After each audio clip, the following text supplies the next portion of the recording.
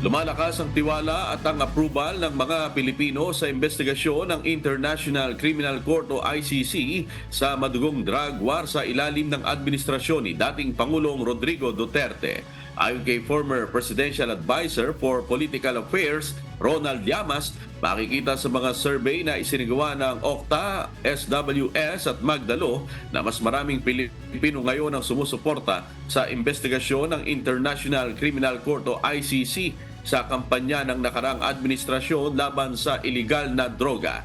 Nagbago na anyang paningin o nagiging positibo na ang tingin ng mga Pilipino sa ICC at hindi umano malabo na tumaas pa ito sa mga susunod na araw. Sinasabing ang pag-alis ng Pilipinas sa ICC ay may kaugnayan sa investigasyon tungkol sa crime against humanity noong panahon ni Pangulong Rodrigo Duterte. Kaya masasabing ang pagpasok ng ICC ngayon sa bansa ay nakadikit sa ideyang iimbestigahan nga si dating Pangulong Duterte kaugnay sa drug war.